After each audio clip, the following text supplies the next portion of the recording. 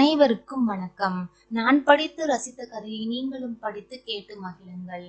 கதை பிடித்திருந்தால் அனைவருக்கும் பகிருங்கள். வானத்தை நிமிர்ந்து பார்த்தார் சம்பத். வெள்ளை நிற மிட்டாய் போல ஆங்காங்கே அப்பியிருந்த மேகங்கள் மெல்ல மெல்ல அசைந்து சென்றன. சில வினாடிகள் அவைகளை பார்த்தபோது மனதிற்குள் சில நினைவுகள். சிட்னியில் இருக்கிற இதே மேகங்கள் தானே ஊரிலும் இருக்கின்றன. வீட்டு வாசலில் ஒரு கூட்டம். அவர்கள் யார் என்று பார்த்தார் அவர். அங்கு வந்திருந்த அத்தனை பேரும் அவரிடம் டியூஷன் படிக்கிறவர்கள். வாங்க வாங்க, எல்லாரும் சேர்ந்து வந்திருக்கீங்க. நாளைக்கு உங்களுக்கு ஒரு பார்ட்டி வச்சிருக்கோம் சார், நீங்க கட்டாயம் வரணும். புன்னகைத்தார் சம்பத். புன்னகைக்கு பின்னர் உதிர்த்தார் வார்த்தைகளை. நான் என்ன வேலைக்கா போறேன்? என் மகனோட இருக்கவே ஆஸ்திரேலியா போறேன். அதுக்கு ஏன் பாராட்டு? கம்ப்யூட்டர் இன்ஜினியர் ஆன சம்பத்தின் மகன் செல்வம் சிட்னி வந்து 8 வருடமாகிவிட்டது. இந்த 8 வருடத்தில் சிட்னி வந்து சேர்ந்து விட்டேன். வேலை கிடைத்து விட்டது. கார் வாங்கினேன். ரோஹிணிக்கு வேலை கிடைத்திருக்கிறது. பேங்க் லோனில் வீடு வாங்கினேன் என்று அடுத்தடுத்து எழுதப்பட்ட கடிதங்களில் கூட அவரை வரச் சொல்லி பல வரிகள் எழுதியிருந்தான் மகன். மரியாதையும் மதிப்பும் இங்கே வீட்டு வாசலிலே கிடைக்கின்றன. ரிட்டையர் ஆன பிறகும் அவர் ஏன் போக வேண்டும்? டியூஷனில் வருமானத்திற்கு குறைச்சல் இல்லை. இப்போது மகனையும் மருமகளையும் பேரனையும் நேரில் பார்க்க முடியவில்லை என்ற கவலையை தவிர வேறு என்ன கவலை? பதில் கடிதங்களுக்கு மேலாக கூடுதல் கடிதங்கள் மகனுக்கு நீள நீளமாய் எழுதினார். ஆனால் மகன் தன்னை அழைத்ததற்கு பதிலே எழுதவில்லை. மறந்தது போல் இருந்தார். ஒரு நாள் சிட்னியில் நடந்த பேரனின் பர்த்டே போட்டோக்கள் வந்தன.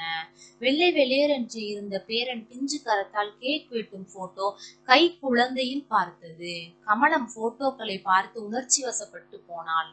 நெஞ்சை பாசம் அழுத்த கண்கள் கண்ணீரை பிரசவித்தன. அன்றே ஆஸ்திரேலியாவிற்கு போக முடிவு செய்தார். கமலம் லேசில் அழமாட்டாள். அழுதால் அதில் ஒரு முடிவு இருக்கும். 30 வருட தாம்பத்தியத்தில் அவளின் கண்ணீருக்கு என்ன அர்த்தம் என்பது அவருக்கு நன்றாக தெரியும். பிரிவு உபச்சார கூட்டத்தில் அவரால் முடியவில்லை. கண்ணீர் துளிகளை உதிர்த்து விட்டு வந்தார். தெருவே கலங்கியது. எதிர்கால சந்ததியின் கல்வி கண்களை திறக்க பாடுபட்டவர் அல்லவா. கமலத்தோடு சிட்னியில் நடுங்கும் குளிரில் போய் இறங்கினார். சிட்னிக்கு வந்ததிலிருந்து ஊர்கதையில் 1 மாதம் ஓடியது. மகனின் தொழில் செல்வாக்கில் பெருமிதமாயிருந்தார். நாளாக நாளாகத்தான் தங்களை ஒரு காரணத்தோடு தான் மகனும் மருமகளும் அழைத்திருக்கிறார்கள் என்பது லேஸ் லேசாக புரிய தொடங்கியது. மனைவிக்குள் முழுமையாய் அடங்கி ஒடுங்கி போன மகனை நேருக்கு நேர் தரிசனம் செய்தார். தன்னிடம் இல்லாத அந்த குணம் மகனிடம் எப்படி வந்தது என்று அவருக்கு தெரியவே இல்லை. இத்தனைக்கும் அவர் பார்த்து விசாரித்து தேர்வு செய்த மருமகள். மகன் மருமகள் இருவருக்கும் அந்தஸ்தான வேலை. கை நிறைய டாலர்கள். காலையில் போனால் சூரியன் மறையும் போதுதான் வருவார்கள். பகலில் பிரெட் சாண்ட்விச் தான். இரவுதான் ஒரு நிம்மதியான சாப்பாடு. கார், டிவி, வீடியோ, கம்ப்யூட்டர் என்று எந்திர வினோதங்களுக்கு குறைச்சல் இல்லை. விரிந்த வசதிகள். ஆனால் நாக்கிற்கு ருசியான சாப்பாடு வீக்கெண்டில் தான். வேலையிலிருந்து வந்து சவரில் உடலை நனைத்து அவசர அவசரமாக ரோஹிணி சமைக்கிறதை பார்க்கிற போது பாவமாக இருந்தது. வலிய போய் உதவினாள் கமலம். நாளடைவில் அதுவே ஒரு வேலையாகிவிட்டது. ஆரம்பத்தில் மாமியாருக்கு உதவி செய்த ரோஹிணி இப்போதெல்லாம் வேலை முடிந்து வந்ததும் குளித்துவிட்டு ரிமோட் கண்ட்ரோலுடன் டிவி முன்னே உட்கார்ந்து விடுகிறாள். பிறகு எழுந்திருப்பது டின்னருக்குத்தான். இப்போது சமையல் கமலத்திடம் விழுந்து விட்டது. பாவம் அவள் வயதான காலத்தில் சிட்னிக்கு வந்தும் கிச்சனில் போராடுகிறாள். அவருக்கும் வேலை உண்டு. வார வாரம் ஷாப்பிங், ஹவுஸ் கிளீனிங், கார்டன் வேலைகள் என்று பட்டியல்கள் நீளும். அவர்கள் தாய் தகப்பன், வீட்டு வேலைக்காரர்கள் அல்ல. நாள் செல்ல செல்ல தாய் தகப்பன் என்பது மறந்து வேலைக்காரர்கள் போல் ஆகிவிட்டனர். அவர் அதனை புரிந்து கொண்டு விட்டார். ஊரில் இருந்த மரியாதை என்ன, மதிப்பென்ன? எங்கோ ஒரு வேலைக்காரர் போல. கண்கள் கலங்கின அவருக்கு. மனதை ஊசியாய் குத்திய எத்தனையோ சம்பவங்கள். எல்லாவற்றிலும் அவர் குற்றவாளி, மருமகள் நீதிபதி. சில மாதங்களுக்கு முன் டெலிபோன் பில்லை சரிபார்க்க தொடங்கினாள் ரோஹிணி.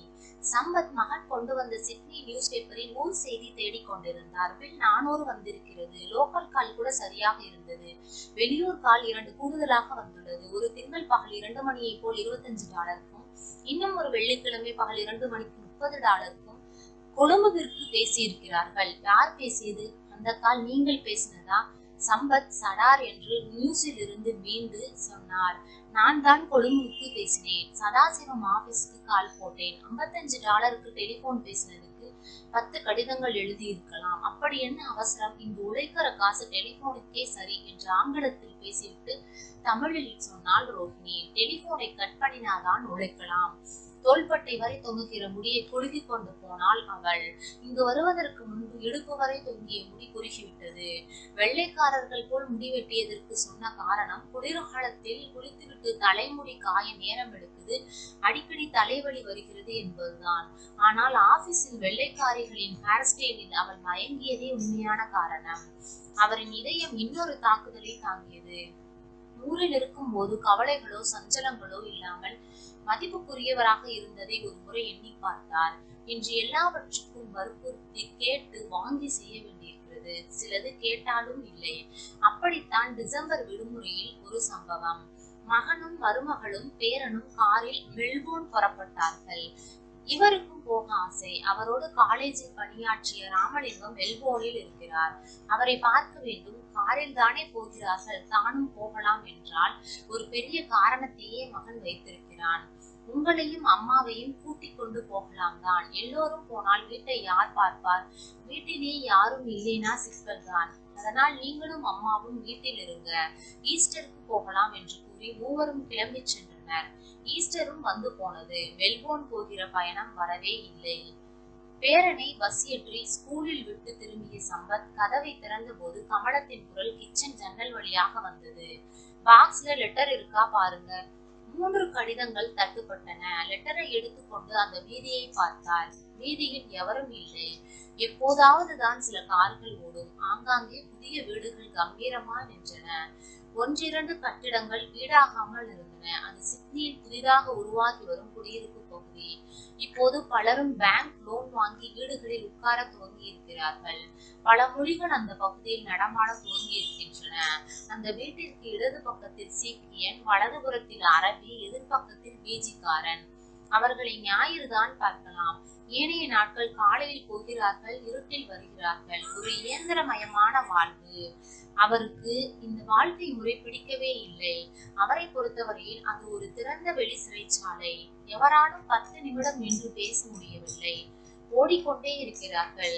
தாய்மொழியில் பேசுவதற்கு ஆளே இல்லை. தமிழ் பேசுபவரை தேடித்தான் போக வேண்டும். வீட்டிற்குள் நுழைந்தவரை தடுத்தது கமலத்தின் குரல். ஊர் லெட்டர் இருக்கா? யார் எழுதுனா? வெண்டைக்காயை நறுக்கி கொண்டே லெட்டர் இருக்கா? யார் எழுதுனா என்று கேட்டாள். கொழும்புவில் இருந்து ராமரத்னம் லெட்டர் எழுதி இருக்கார். என்னவாம்? கனடாவில் இருக்கிற மகன் தன்னை கூப்பிடுவான் என்று பார்த்தாராம்.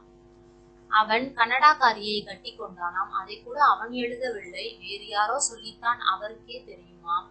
பாவம், நல்ல மனிதர். எத்தனை பேரை மனிதராக்கி இருக்கிறார். இப்ப சொந்த மகனே அவரை பார்க்கிற மாதிரி இல்லை. சம்பத்தின் முகத்தில் சுருக்கங்கள் குவிந்தன. ஸ்கூல் வாசலில் காத்திருந்தார். பேரன் வந்தான். 8 வயது.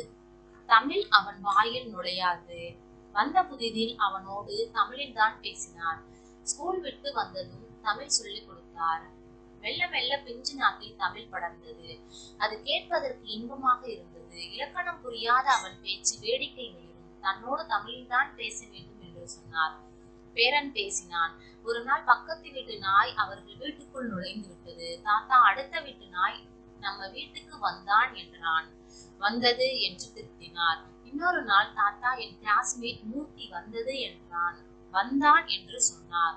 ஆனால் இன்று பேசவும் திருத்தவும் தமிழே அவனிடம் இருந்து வராது. வீட்டுக்கு வந்ததும் தமிழே பேசுகிறான் என்று ஒரு நாள் ரோஹிணி குதித்தாள். தயவு செய்து பிள்ளையை கெடுக்க வேண்டாம். தமிழ் பேசி என்ன லாபம்? இங்கிலீஷ் தான் வேணும். வாழ போறது இங்கே. விரும்பினால் வளர்ந்ததும் பேசட்டும். இப்ப வேண்டாம். இப்போ வளையாததை பிறகு வளைக்க முடியுமா? அதன் பின்னர் பேரனோடு பேசுவதையே குறைத்து விட்டார். அதனால் தாத்தா பேரன் பாச தொடர்பு சுருங்கியது. ஆகஸ்ட் மாதம் பேரனின் பிறந்த நாள். ஒரு சனிக்கிழமை இரவு பெரிய பார்ட்டி. 50க்கும் மேற்பட்டோர் வந்திருந்தார்கள். வீட்டு ஹாலில் அலங்கார மேஜை.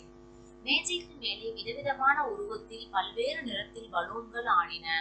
ஆஸ்திரேலியா வடிவத்தில் பெரிய கேக் மேஜையின் நடுவில் இருந்தது. பேரனுக்கு இருபுறமும் மகனும் மருமகளும். கேக் வெட்டப்பட்டது. வந்திருந்த எல்லோருக்கும் கேக் கொடுக்கப்பட்டது. சம்பத்தையும் கமலத்தையும் மறந்தே விட்டார்கள்.